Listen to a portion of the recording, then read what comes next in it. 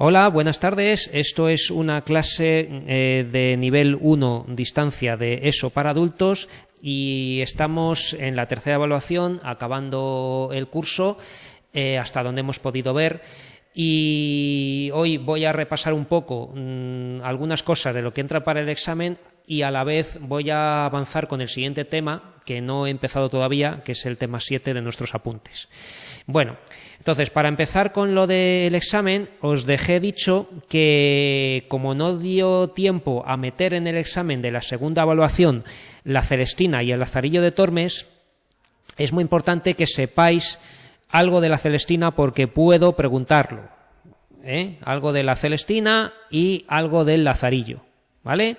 Entonces, de la Celestina teníamos aquí, que es lo que está subrayado, es la obra literaria más importante del siglo XV, ¿vale? Muy a finales porque es 1499 y luego ya estaríamos en el siglo XVI, 1502, ¿no?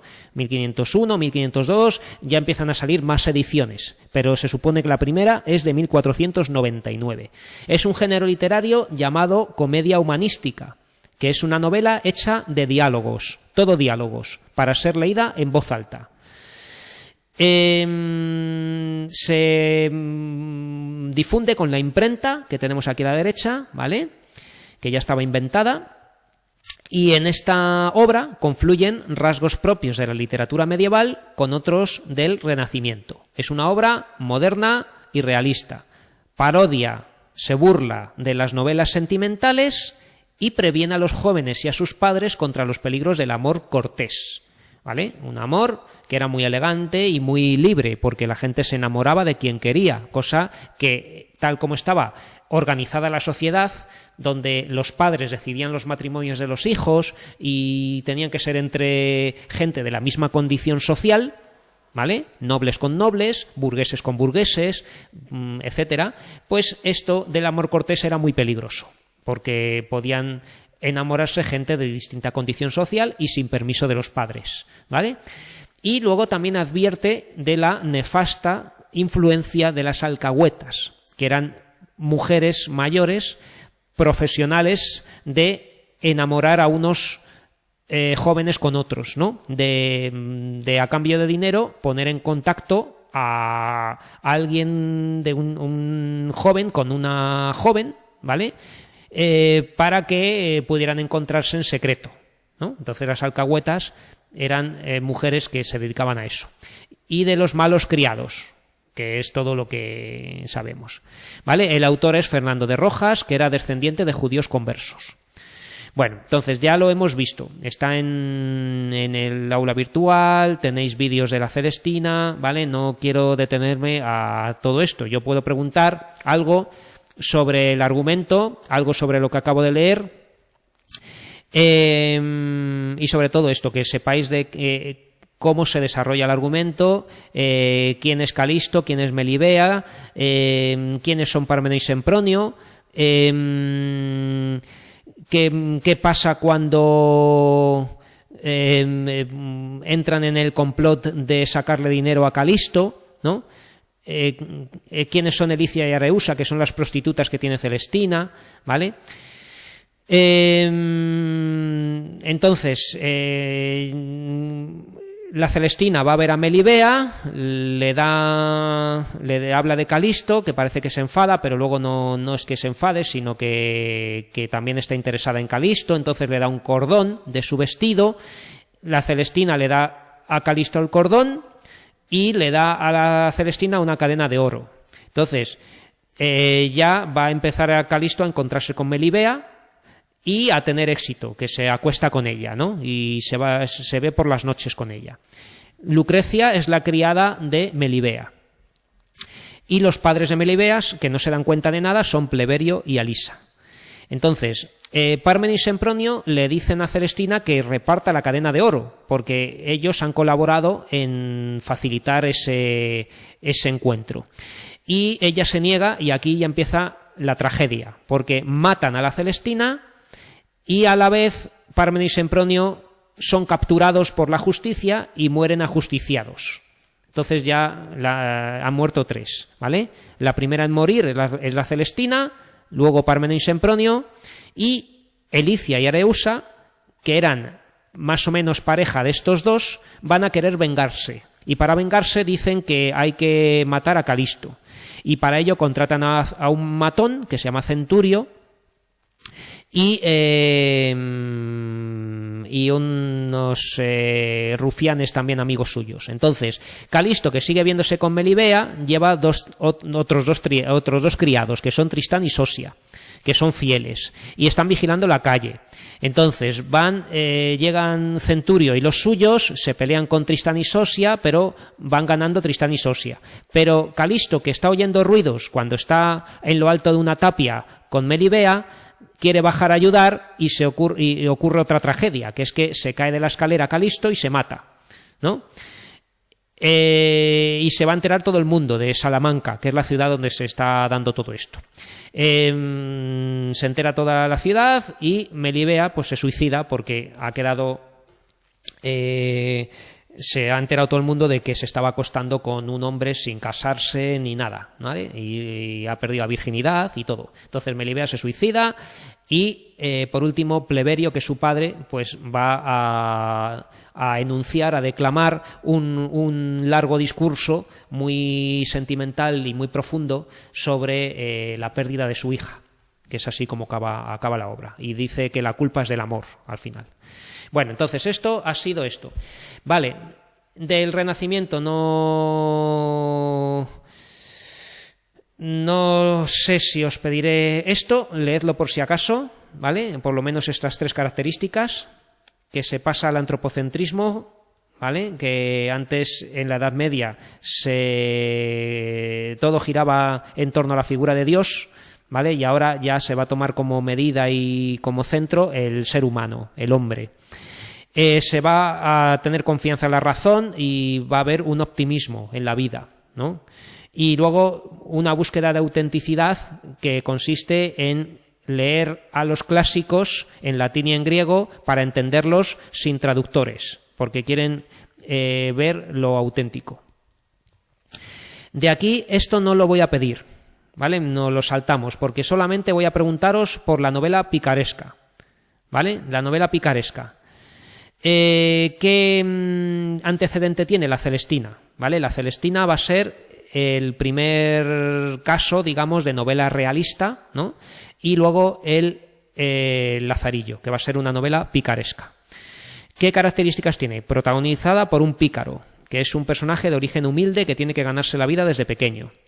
El aprendizaje, que es una novela donde al principio no sabe nada y luego va a ir aprendiendo, ¿vale? De esto no lo leáis porque no sirve para nada. El aprendizaje. Y luego el tema del hambre, que siempre va a estar moviendo al personaje el hambre, ¿vale?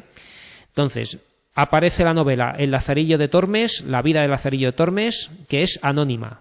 No están seguros todavía del autor, ¿vale? Y luego, es muy importante que tiene forma de carta, porque es alguien que está contando un caso sobre algo que le ha pasado a alguien que se llama Vuestra Merced, que no sabemos quién. Se está dirigiendo a alguien importante, Vuestra Merced, y le dice que lo siguiente. Lázaro explica cómo ha llegado a aceptar, ¿no? Lázaro va a contar toda su vida para que se entienda cómo ha llegado a aceptar que un arcipreste, un cargo de la Iglesia, ¿vale?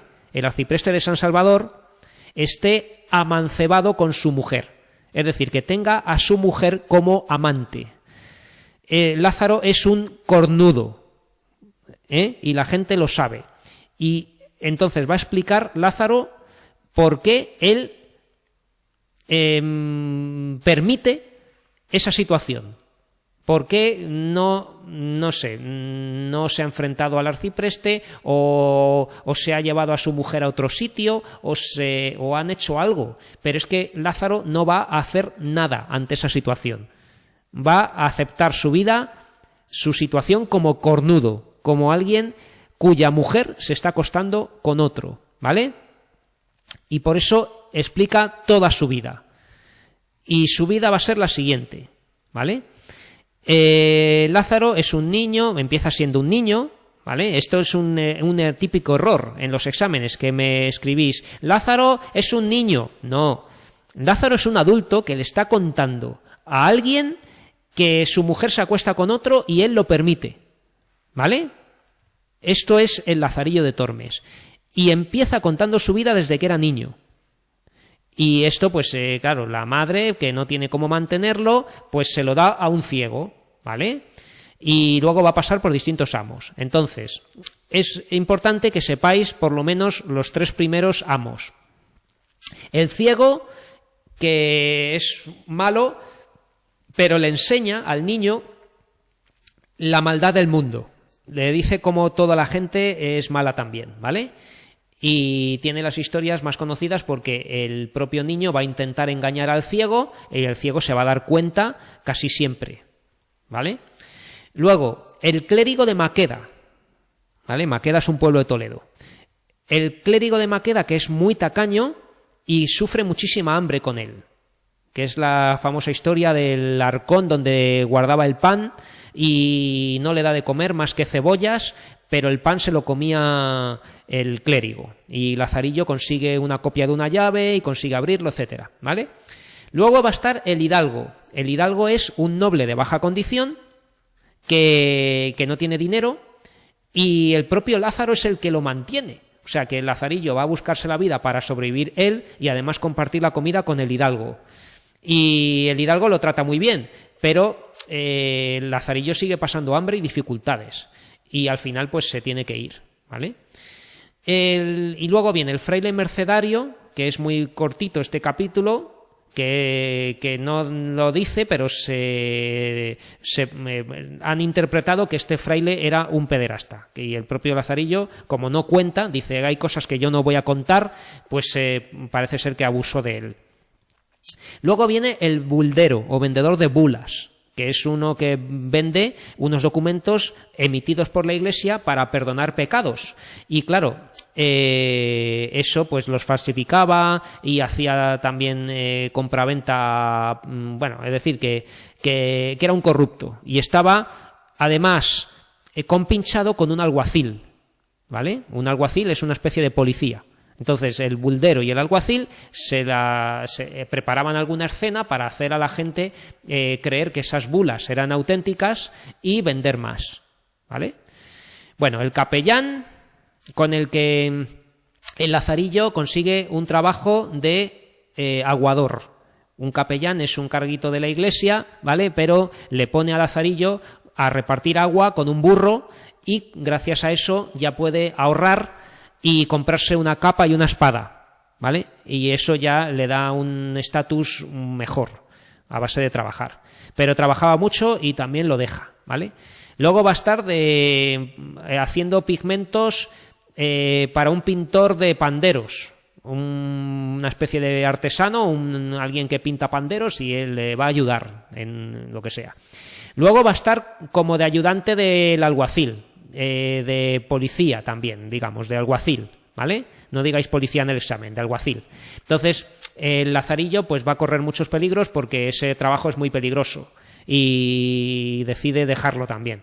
Y luego, gracias al arcipreste, el arcipreste de San Salvador, le va a dar una casa y una mujer para que se case con él y el trabajo de pregonero para vender vinos.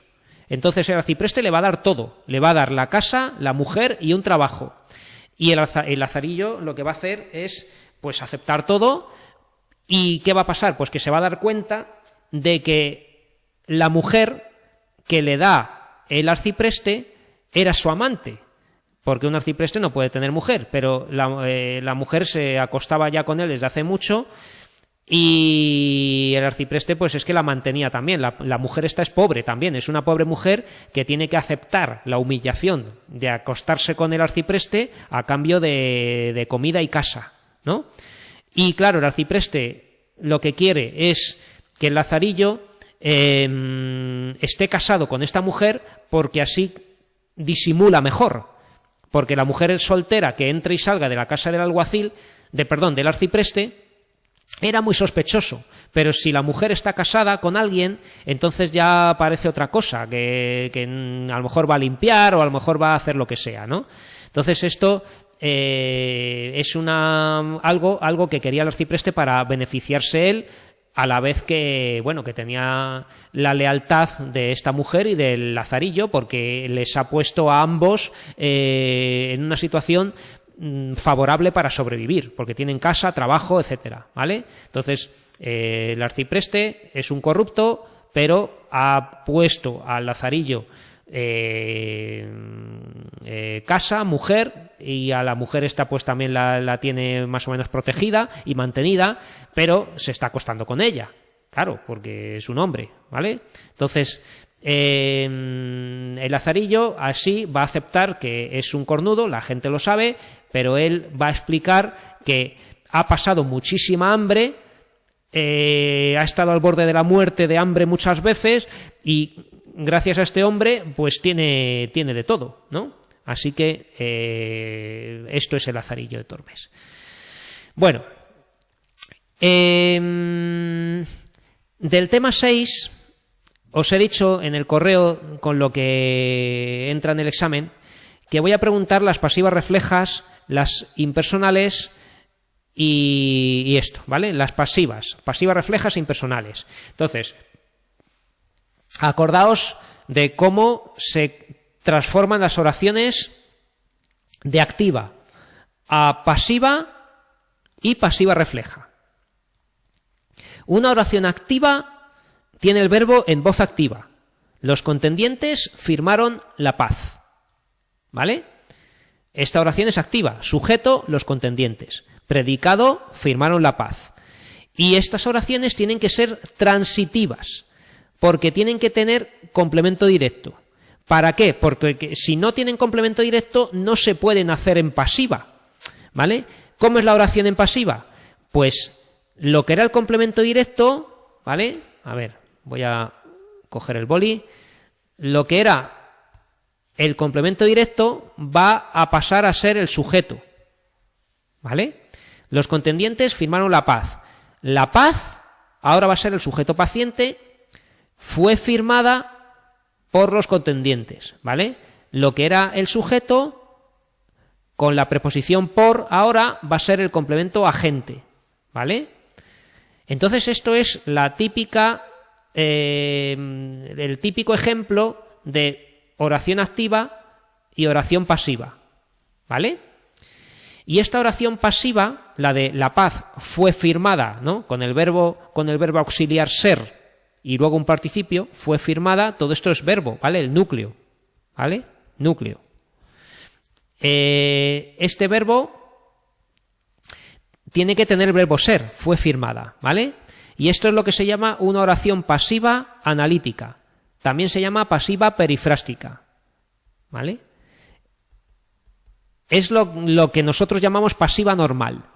Porque luego vamos a tener esta otra cosa que es la pasiva refleja. La pasiva refleja es que el sujeto sigue estando, ¿vale? Pero tenemos que usar un se. ¿Cómo es esta oración? Pues se firmó la paz, ¿vale? El verbo está en voz activa, pero con un se que significa esto de IPR, indicador de pasiva refleja, ¿vale? También se puede decir marca de pasiva refleja. Fijaos que también lo podemos poner así. La paz se firmó, ¿vale? Lo importante es que esto es el sujeto y esto va a ser el predicado, ¿no? Y muy importante que en la pasiva refleja nunca se pone complemento agente en una pasiva refleja. Si tenemos se, no podemos tener por, ¿vale? Si tenemos se, solamente hay se. No podemos decir los contendientes firmaron la paz. La paz fue firmada por los contendientes, ¿no? Pues este por los contendientes aquí no se puede poner, porque no puedes poner se firmó la paz por los contendientes, no, porque hay que decir fue firmada, ¿vale? Si dices se, no puedes decir por, Y esto es un ejemplo, o sea, es un caso donde os equivocáis todos. Porque si yo digo, convierte una oración activa como esta, los contendientes firmaron la paz, en pasiva y luego en pasiva refleja, me ponéis por los contendientes en la pasiva refleja y tengo que tachar la pregunta, ¿vale? Porque si se pone se, no se puede poner por los contendientes. ¿De acuerdo? Entonces esto es muy importante, que lo recordéis. Aquí tenemos muchos ejemplos que ya hicimos de pasiva refleja. Se venden raquetas de tenis, se buscan profesores para el colegio, ¿vale? Se hacen arreglos de ropa, etcétera. Se vendían coches, ¿vale? Se habían cortado las flores. Y tenéis que recordar que esto sí que puede ser un ejercicio de caer en el examen, que mantengáis el mismo tiempo verbal cuando se haga la pasiva refleja. Si yo digo las flores habían sido cortadas, en pasiva analítica, las flores habían sido cortadas, tenéis que decir se habían cortado las flores. No podéis decir se cortaron las flores, se cortarán las flores, se cortan las flores, no, sino el mantener el mismo tiempo. Habían sido cortadas, se habían cortado. Se ha repartido el premio. El premio ha sido repartido, se ha repartido el premio. 2 perros fueron perdidos, pues se perdieron 2 perros, ¿vale? Aquí tenemos el tiempo que tenemos que mantener es el del verbo ser. Habían sido, se habían cortado. Ha sido repartido, se ha repartido, ¿vale? Fueron perdidos, se perdieron. El cubo habría sido llenado, habría sido, se habría llenado, ¿vale? Cuando la luna sea vista, cuando se vea la luna, ¿vale? Pues todo eso. De esto puede que ponga un ejercicio, es muy probable, ¿vale? Siguiente cosa importante. Diferencia entre impersonal refleja y pasiva refleja, ¿vale? Impersonal y pasiva, ¿vale? La pasiva refleja tiene sujeto, la impersonal no tiene sujeto. Se reparan lavadoras, ¿no? El sujeto es lavadoras. Y recordad que es que la prueba de sujeto es que esté en plural el verbo y el sujeto. Si dices lavadora, tienes que decir se repara. Si dices lavadoras en plural, tienes que decir se reparan, ¿vale? Entonces, la pasiva refleja tiene sujeto y por lo tanto se cumple la prueba de concordancia. La prueba de concordancia. ¿Vale? Si tenemos algo en plural, el verbo está en plural. Si ponemos el verbo en singular y nos cambia esa palabra, es que eso es el sujeto. Se repara lavadora, se reparan lavadoras, ¿vale? Ahora bien, si tenemos la preposición a, se localizó a los marineros, esto es una impersonal, no una pasiva refleja. Esto es una oración impersonal que no tiene sujeto, no hay sujeto. A los marineros es el complemento directo, se los localizó.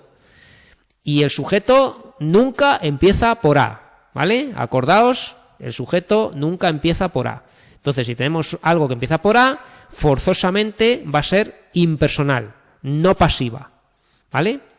Y luego, esto era el 1. El 2, en la pasiva refleja el verbo puede estar en singular o en plural. En la impersonal refleja el verbo solo puede estar en singular, ¿vale? Se necesita camarera, se necesitan camareras, esto es pasiva refleja, porque se puede poner el verbo en plural, ¿vale? Pero si tenemos se trabaja bien en equipo, esto es una impersonal, porque no tiene sentido poner se trabajan bien en equipo.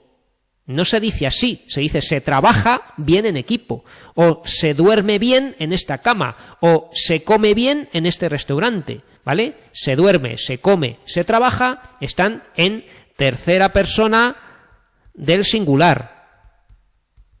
Siempre, ¿vale? Y esto es en la impersonal. Impersonal refleja, ¿vale? Y esto ocurre también cuando ponemos una A delante de lo que sea. Se recompensará a los informadores. No se puede decir se recompensarán a los informadores. Se dice se recompensará a los informadores, se rescatará a los accidentados, se localizará a los fugitivos, lo que sea, ¿vale? Pero en singular, porque con la A esto ya no es el sujeto, entonces estamos ante una impersonal y se pone en tercera persona del singular.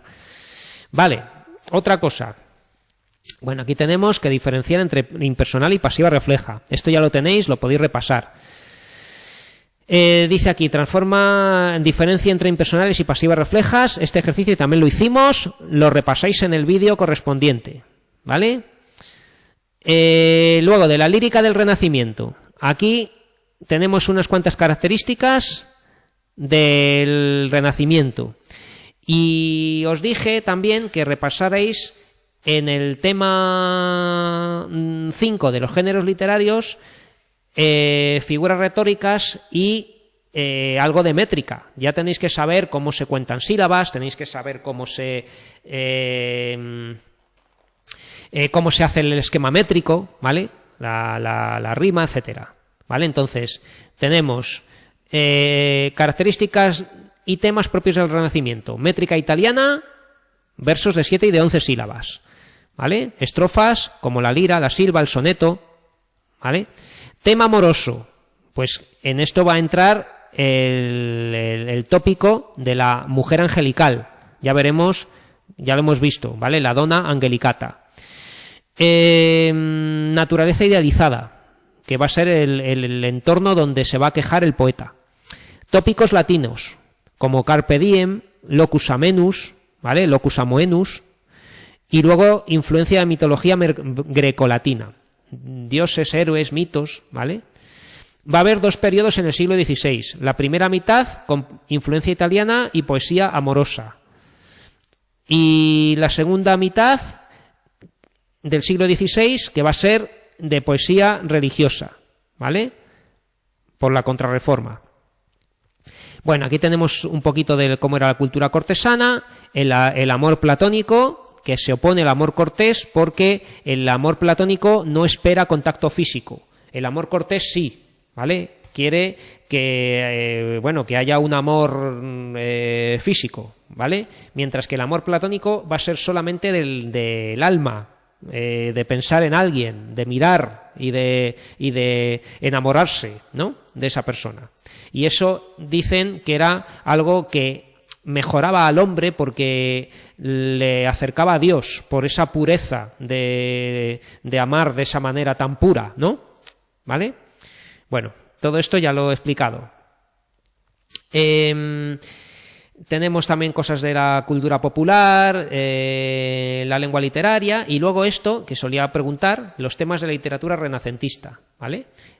El amor, la naturaleza, la mitología y el carpe diem. Pero hay que explicar algo más. El amor, que es un amor idealizado, en la línea del amor platónico. La naturaleza va a estar idealizada, como una primavera permanente, modelo de perfección. La mitología y los dioses de la antigüedad grecolatina son el modelo para el artista, para el poeta, ¿vale? Y el carpe diem, que es el tópico más famoso para expresar que la vida es para disfrutar el amor y aprovechar la juventud, ¿vale?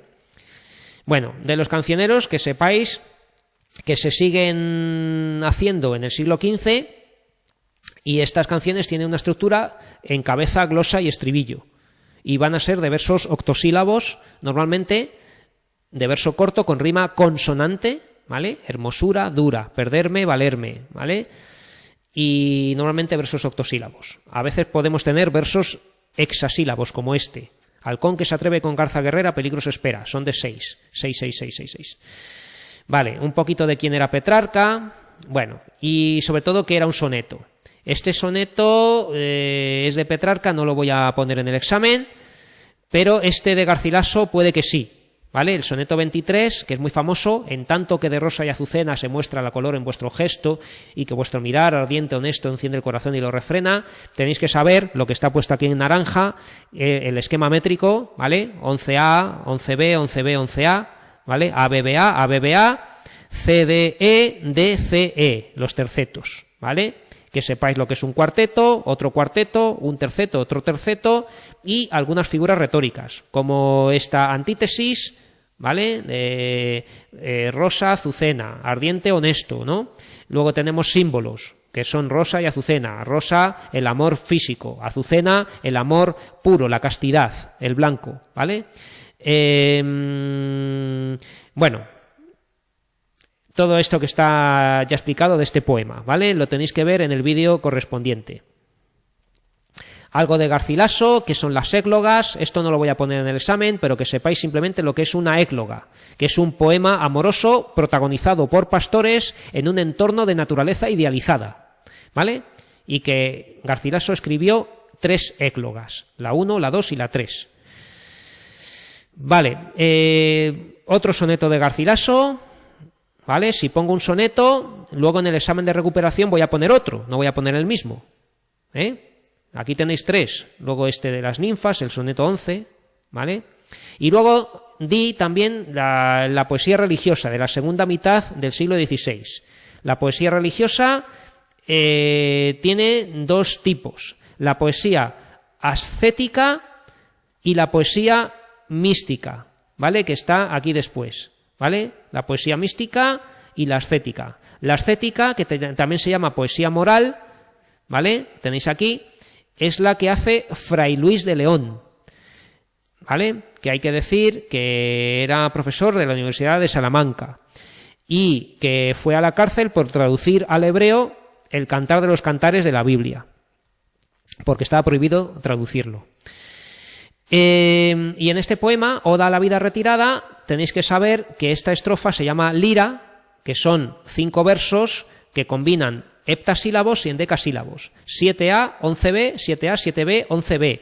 Daos cuenta de las mayúsculas y las minúsculas en las letras, porque los versos de arte menor se ponen con la letra minúscula y los de arte mayor con la letra mayúscula, ¿vale? Y ya expliqué estos 2 puntitos en la I que eran, que es una diéresis para separar el diptongo y ganar una sílaba más, cuando tiene que ser endecasílabo, ¿vale? Este tópico se llama Beatus Ille. El Beatus Ille quiere decir dichoso aquel o feliz aquel, porque es una manera de hablar en un poema como refiriéndose a alguien que está en una situación muy favorable, ¿no? Qué descansada vida la del que huye del mundanal ruido y sigue la escondida senda por donde han ido los pocos sabios que en el mundo han sido. Entonces, cuando decimos la del que huye del mundanal ruido, cuando nos estamos refiriendo a otra persona que no existe, pero como diciendo de alguien dichoso aquel que tiene un chalet en la Moraleja, ¿no? O dichoso aquel que tiene 1 millón de euros, ¿vale? Pues estamos haciendo Beatus Ille, que significa feliz aquel, dichoso aquel, ¿vale? Es el tópico que va a utilizar Fray Luis de León muchas veces. Y bueno, todo esto ya lo expliqué en el vídeo anterior. Y luego San Juan de la Cruz, ¿vale? Recordad que de poesía mística son 2 autores, Santa Teresa de Jesús y San Juan de la Cruz, ¿vale? Y San Juan de la Cruz también escribe en liras, en esta estrofa de 7A, 11B, 7A, 7B, 11B. Veis que están de 5 en 5, igual que aquí, ¿vale? Entonces, estas estrofas también son liras y San Juan de la Cruz lo que va a explicar con este poema, tiene muchas más cosas, pero yo os he puesto nada más que uno, que es la unión con Dios, usando un estilo de poesía amorosa, porque parece que es una mujer de la que está hablando, y realmente, o eso dice, se refiere al alma que se une con Dios en secreto, ¿vale? Entonces, esto es la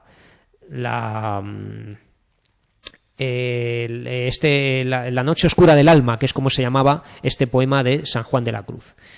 Bueno, esto no lo he dado, lo doy en clase, en el examen no creo que pueda preguntarlo, pero no viene mal verlo para que veáis elementos compositivos, que son constituyentes de palabras que proceden del latín y del griego y que se usan mucho, pues por ejemplo, acrobacia, anfiteatro,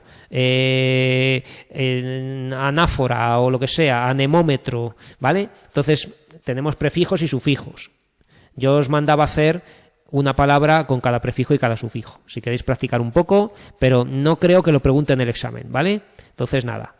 Y luego, por último, lo que quería ver hoy era el tema 8. Entonces, perdón, el tema 7, que lo voy a dar muy deprisa. Después del Renacimiento viene el Barroco, ¿vale?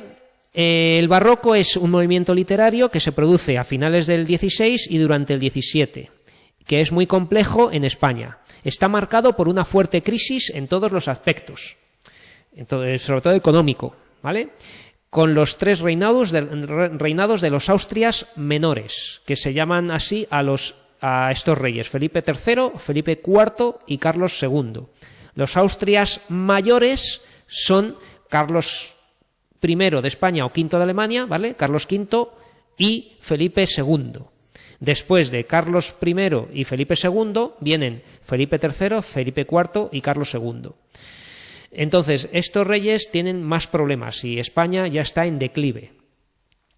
Son inoperantes, son inútiles en el plano político, ya que dejaron el gobierno del país en manos de unos privados, unos consejeros, que normalmente actuaban favoreciendo a la aristocracia y a ellos mismos, mientras que el pueblo sufría hambre, enfermedades, guerras, etcétera, ¿vale? Entonces, este es el contexto social. Sin embargo, en lo cultural tenemos probablemente el momento más rico de España en producción artística, en todas las artes y sobre todo en literatura. En este siglo escriben Lope de Vega, Quevedo, Góngora y se producen algunas de las cotas más altas que han producido nuestra poesía o nuestro teatro, ¿vale? Aquí tenemos Velázquez con Las Meninas, etcétera, ¿no? Que es de esta época, es de la época de Felipe IV. Aquí tenemos a Felipe IV, que fue un rey que tuvo muchos problemas, pero favoreció las artes, ayudó a Velázquez, etcétera. En el Barroco se ha perdido el optimismo del Renacimiento. Es una época de desengaño. Desengaño quiere decir darse cuenta de que estábamos engañados, cuando alguien se hace ilusiones de algo y luego se da cuenta de la realidad. Entonces, la realidad va a ser algo impactante. Es una época de desengaño. Se ve que España está muy mal, ¿no? Se considera que la realidad es un engaño a los ojos y que nada es lo que parece. Se tiene muy presente el envejecimiento y la muerte, al igual que el Imperio Español, que se estaba desmoronando, ¿vale? En Europa y, bueno, en América más o menos sobrevivía, pero las posesiones españolas en Europa estaban cada vez peor. No, se las estaba llevando Francia y otros cuantos. Bueno, pues no es ni del Renacimiento ni del Barroco. Miguel de Cervantes está entre el Renacimiento y el Barroco, ¿vale? Va a tener rasgos del Renacimiento, pero va a publicar sus obras en el Barroco. Miguel de Cervantes nació en Alcalá de Henares en 1547. Eso es lo que se ha dicho hasta ahora. Están diciendo en las noticias que hay un documento que han visto que a lo mejor nació en Córdoba.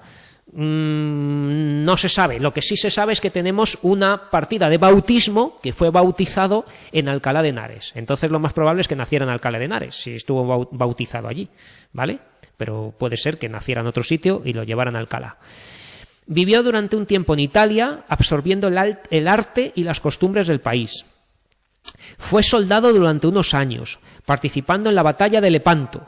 Muy importante. La batalla de Lepanto fue una batalla muy importante donde se pudo controlar la expansión del Imperio Otomano, de los turcos. Los turcos estaban dominando todo el mar Mediterráneo, se estaban haciendo con territorios en Europa y de las islas griegas y de toda esa zona del Mediterráneo.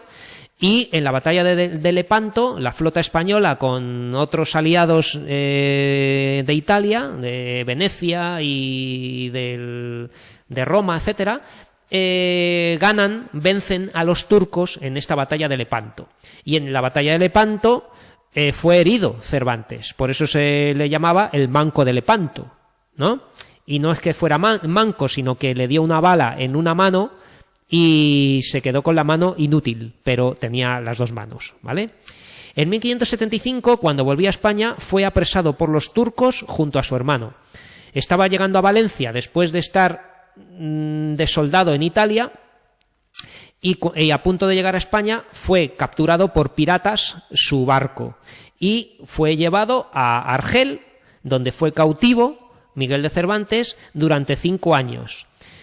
Los turcos, los berberiscos, lo que hacían con los españoles que tenían presos era pedir un rescate para conseguir dinero a cambio, ¿no?, de tener cautivos a españoles. Y 5 años después de estar cautivo, en 1580, unos frailes mercedarios o trinitarios, ¿vale?, pagan su rescate y liberan a Cervantes y a su hermano. A la vuelta a España vivió en diversas ciudades, Valladolid y Madrid sobre todo. De sus ocupaciones destacó la de recaudador de impuestos, ¿vale?, comisario de abastos, porque se estaba preparando España para la Armada Invencible, la grande y felicísima Armada que decía Felipe II, para intentar invadir Inglaterra. Entonces Cervantes, como hombre de letras y tal, pues estuvo recaudando impuestos para construir esa flota, la Armada Invencible, ¿no? Y esto le facilitó conocer muchas gentes y lugares en La Mancha y Andalucía, que era por donde se movía mucho, ¿no? Y esto pues también por un caso de no sé si un error de cuentas o un posible caso de corrupción, de quedarse con algo de lo recaudado, fue a la cárcel también, ¿vale? Estuvo otra vez en la cárcel, esta vez en España, por un error de cuentas o un caso de corrupción, porque parece que se quedó con algo de lo recaudado. Escribió novelas, poesías y obras de teatro, pero no ganó nunca mucho dinero y murió en Madrid el 23 de abril de 1616, que como sabéis es el día del libro todos los años, el 23 de abril, ¿vale?, en 1616. Bueno, como poeta, Cervantes escribió una poesía de carácter culto. El viaje del Parnaso es el título de su única obra en verso publicada, en la que el tema principal es el conflicto entre los malos y los buenos escritores. Es un libro que está en verso, son poesías, y estas poesías, esta poesía que se llama El viaje del Parnaso, es la única obra de Cervantes como poeta, ¿vale? Aquí tenéis una frase: yo, que siempre trabajo y me desvelo por parecer que tengo de poeta la gracia que no quiso darme el cielo. O sea que aquí lo que está diciendo es que Cervantes siempre se lamentaba de no haber tenido éxito como poeta, a pesar de haberlo intentado. Él quería ser poeta, pero no le salía bien. O sea, escribió esta obra que está bastante bien, pero tenían más éxito otros poetas en su época. Como dramaturgo, como, digamos, compositor de obras de teatro, ¿vale?, hizo bastantes obras de teatro, porque a Cervantes le gustaba mucho el teatro. Le habría gustado ser un famoso autor de obras de teatro, pero no lo consiguió, ¿vale? Solamente se conservan algo más de una decena de comedias y 8 entremeses. Entonces, de teatro hizo estas 3 cosas: comedias, entremeses y tragedias. De comedias, siguiendo las normas clásicas, porque le gustaban las normas clásicas, ¿vale? Tiene, pues, por ejemplo, Los baños de Argel, El rufián dichoso, ¿vale? Entremeses, pues entremeses, ¿qué son los entremeses? Entremeses son obras de teatro muy cortitas, hechas para representar en los entreactos, en los descansos entre los actos de una novela, de una obra de teatro más larga. Entonces, los entremeses eran estas pequeñas obras de 3, de 5 minutos, ¿vale?, de 5 minutos, que cuando hay una obra más larga salen estos actores ahí al escenario y mientras se están preparando para el siguiente acto de la obra más larga, pues se representa esta obra cortita. Es como los anuncios, ¿no?, cuando estamos viendo una película, pero en el teatro. Y estos entremeses, pues, por ejemplo, pues El viejo celoso, ¿vale?, eran El retablo de las maravillas, Son pequeñas obras muy ingeniosas de 5 minutos para representar entre medias. Y luego solamente tiene una tragedia que es la Numancia, ¿vale? Como estáis estudiando sociales también, ya tenéis que saber lo que es Numancia, ¿vale? Cuando estábamos viendo Roma y conquistan la península ibérica los romanos, había un pueblo de los que eran nativos de aquí, que eran los celtíberos, y un pueblo llamado Numancia, que está al lado de Soria, resistió muchísimo todos los ataques romanos, hasta el punto de que tuvieron que ponerle un cerco a Numancia con 5 o 6 fuertes romanos, ¿no? Como Asterix y Obelix en su aldea, y les dejaron morir de hambre, ¿vale? Entonces, Numancia es el símbolo de la heroicidad, ¿no? Porque resistieron todos los ataques y al final lo que hicieron para no morir de hambre fue prender fuego al pueblo y morir quemados vivos, ¿vale? La gente prefirió morir todos, suicidarse colectivamente, a ser capturados por los romanos, porque suponía ser esclavos y sus mujeres esclavas, y eso no lo podían permitir los numantinos, ¿vale? Entonces Cervantes hizo una obra de teatro sobre esto. Y bueno, y como novelista, Cervantes escribió La Galatea, que es su primera novela, ¿vale? Muy importante.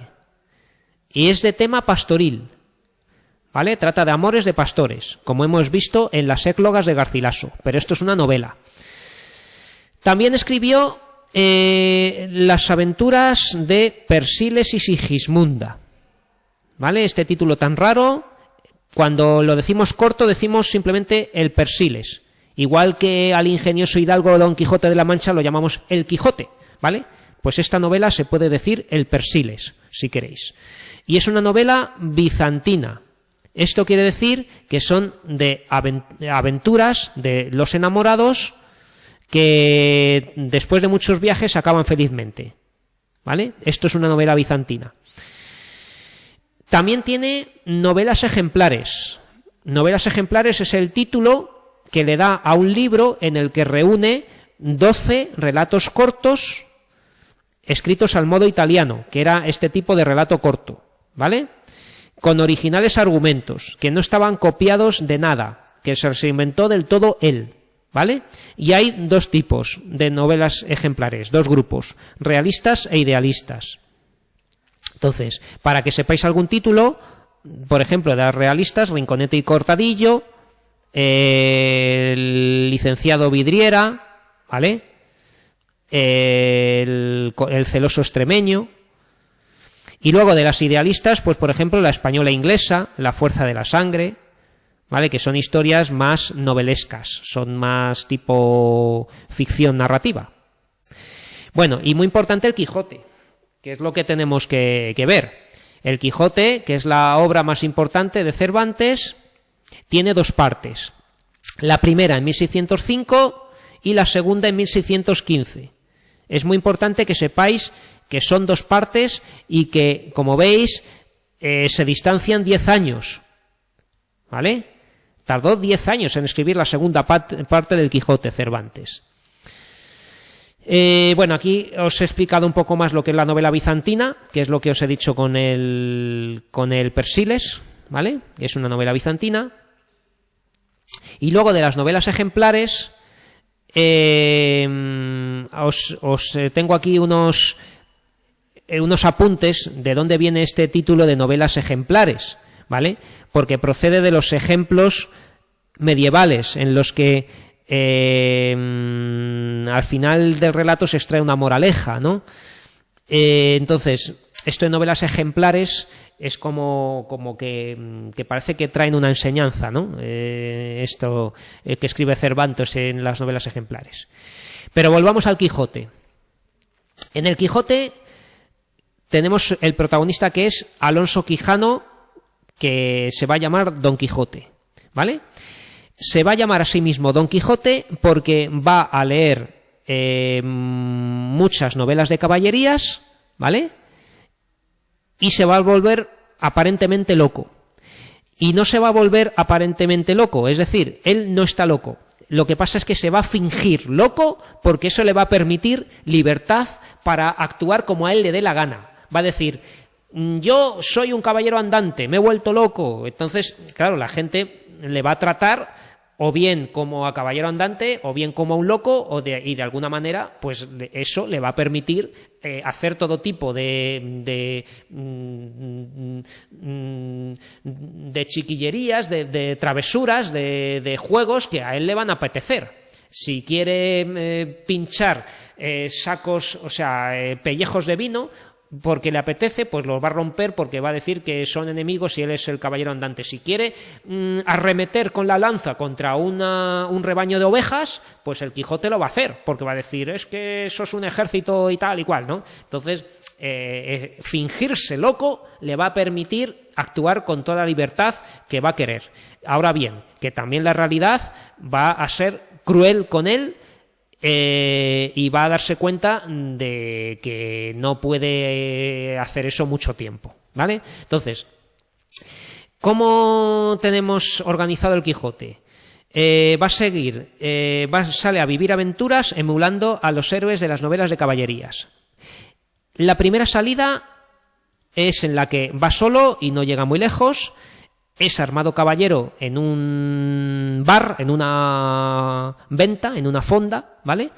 En una posada que él cree castillo, pero claro, la gente se va a reír de él y dice, que te nombramos caballero. Pero al final le dan de palos. Regresa apaleado y en su casa sus amigos, ¿vale? Sus amigos van a ser el cura y el barbero, ¿vale? Y digo amigos entre comillas, van a quemar sus libros y de paso aprovechan para robarle algunos. Le tienen a él encerrado y mientras el cura y el barbero van a decir, este libro es bueno, este es malo, ¿no? Y se van a quedar con libros y el resto los van a quemar, ¿vale? La segunda salida ya es la que sale acompañado de Sancho Panza, su escudero, ¿vale? Es un campesino que va a creer que puede conseguir algo acompañando a Don Quijote y con él tiene las aventuras más conocidas, ¿vale? Tiene sus aventuras más conocidas como los molinos de viento, cuando cree que son gigantes y va a ir contra los molinos, los odres de vino, que va a romper odres de vino creyendo que el vino es sangre, los rebaños de ovejas, va a atacar a rebaños de ovejas, el discurso de la Edad de Oro con los cabreros, cuando dice que tiempo atrás había una Edad de Oro donde todo era perfecto y luego se fue todo a peor, ¿vale? Bueno, la tercera salida ya va a estar en el segundo libro, que lo escribe en 1614, ¿vale? Y lo publica en 1615. ¿Vale? Que he puesto aquí antes 1615, pero realmente lo hace en 1614. Incluye nuevas aventuras de Don Quijote y Sancho que son ya conocidos para el resto de los personajes. O sea que hay aquí como ficción dentro de la ficción, porque Don Quijote y Sancho son personajes conocidos para el resto de personajes porque dentro de la ficción esos personajes han oído hablar de la primera parte del Quijote. O sea que es como si la novela que se ha publicado en la realidad se hubiera publicado también en la ficción, porque los personajes saben que son famosos, ¿no? O sea que estos personajes conocen las aventuras anteriores porque han leído el libro. Y va a haber una serie de aventuras hasta que el desenlace va a ocurrir en Barcelona, cuando Don Quijote es vencido por el caballero de la Blanca Luna, que no es otro que un vecino de su pueblo, el bachiller Sansón Carrasco. Me preguntaban en clase que qué es un bachiller. Un bachiller es alguien que ha estudiado hasta cierto grado, ¿no? No es un licenciado como alguien que tiene una carrera universitaria, pero sí alguien como que tiene un alto grado de estudios. El bachiller Sansón Carrasco es alguien que ha estudiado, digamos, alguien que tiene como un título de estudios que no llega a ser de universidad, pero sí bastante, ¿vale? Entonces el bachiller Sansón Carrasco es alguien que ha leído libros, entonces dice que la única manera de vencer a Don Quijote es con sus mismas armas, siendo otro caballero andante. Entonces se va a vestir como caballero, que se va a llamar el Caballero de la Blanca Luna, se va a enfrentar a Don Quijote, lo va a vencer en Barcelona, ¿vale?, en la playa de Barcelona, y le obliga a volver a casa y a dejar las armas, ¿vale? Y ya el Quijote, una vez en casa, ya se resigna, deja de ser caballero, se arrepiente, vuelve a la razón y se muere, ¿vale? Aquí nos cuentan que, en cuanto al narrador, que uno de los grandes hallazgos de Cervantes es innovar con el narrador. La voz que nos cuenta la historia puede jugar a confundirnos o engañarnos, que es lo que hace Cervantes. Finge que la obra no la inventó, sino que la transcribe de una historia real referida por un historiador árabe, o sea, nos cuenta un cuento chino, ¿vale?, para decirnos que esa obra no se la ha inventado él, que solo es de un historiador árabe, etcétera. El texto original está en árabe y lo ha traducido un morisco, un morisco es alguien que sabe lengua árabe y española. Entonces, el morisco pues también ha podido confundirse al traducirlo, porque en fin, que va a jugar Cervantes como narrador al decir que la historia no es suya, que la inventó un árabe y la ha traducido un morisco, etcétera, ¿vale? Esto logra una confusión para que parezca más real y poner a prueba al lector para ver si nos están tomando el pelo. Cervantes es muy irónico y un gran fingidor, ¿vale? Va a querer confundirnos. Bueno, de los personajes ya sabemos quién es Don Quijote, que no está loco, sino que se finge loco para llamar la atención, ¿vale? Y se va a creer un caballero andante en busca de aventuras. Sancho Panza, que va a hacer, es un campesino que va a hacer de escudero, tal como aparecía en los libros de caballerías. El autor refleja en Sancho diversas características que contrastan en muchas ocasiones con Don Quijote. Locura de Don Quijote y la cordura de Sancho, ¿vale? Don Quijote va a decir que hay gigantes y Sancho va a decir, no son gigantes, esos son molinos, ¿no? Por eso Sancho va a ser el más cuerdo. Don Quijote va a ser muy culto. Y Sancho va a ser más rústico, que no tiene conocimientos de novelas. El habla culta va a ser de Don Quijote. El uso de refranes lo va a hacer Sancho, ¿vale?, que va a hablar siempre con refranes. Y al final se va a quijotizar. Sancho va a cogerle cierto gusto a las cosas de Don Quijote, va a empezar a ser amigo suyo, y Don Quijote también va a coger de él refranes y cosas así. O sea que Sancho se quijotiza y Don Quijote se sanchifica, por así decir. Y Sancho no es ningún tonto, aunque a veces lo diga Don Quijote o el narrador. Sancho siempre va a ser alguien cuerdo, que va a ser humilde, pero no es ningún tonto.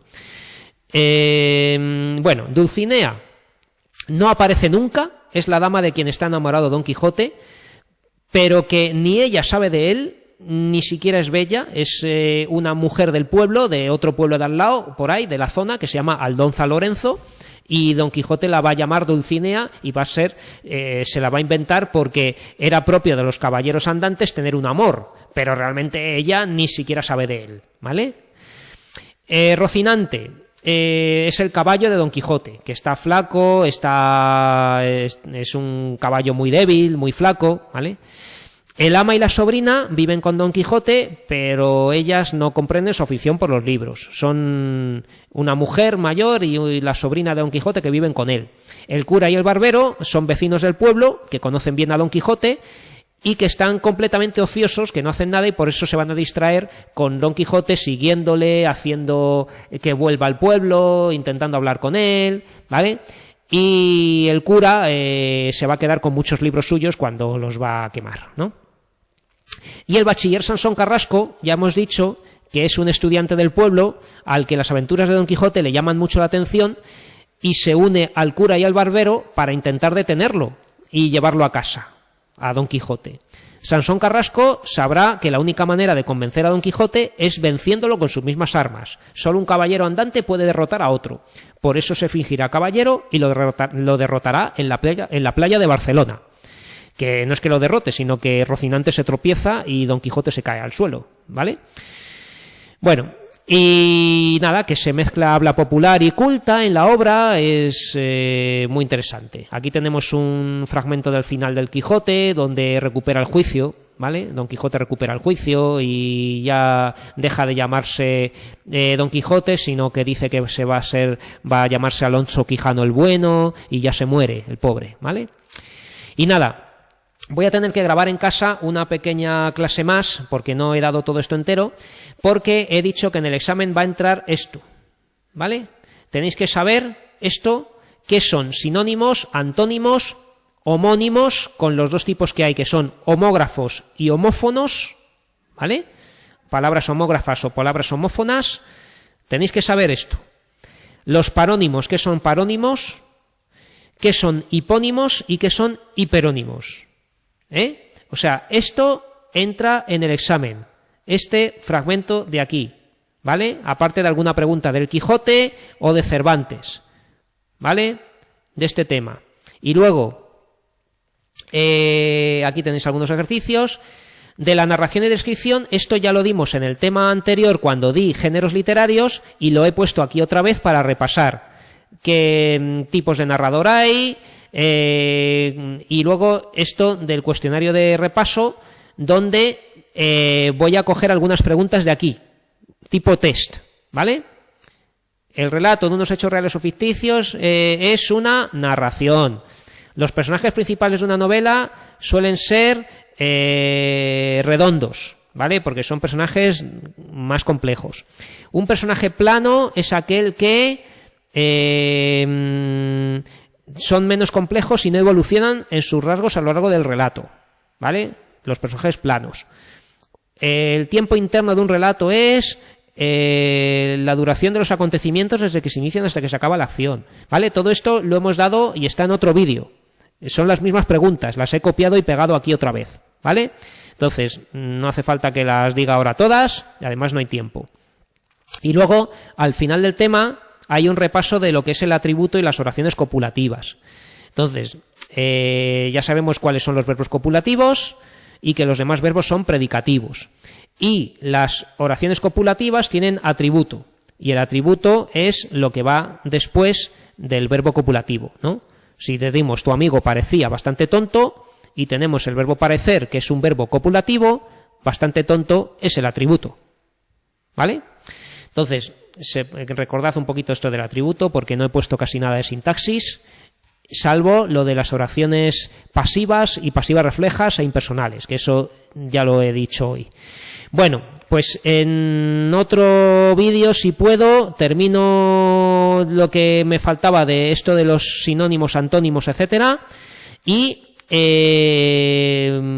os estad atentos al correo, porque a lo mejor os digo alguna cosa más del examen, pero ya os he mandado hoy un correo con las cosas que entran y que no entran. Pues nada más, paro la grabación y nos vemos cuando podamos o en el examen. Hasta luego.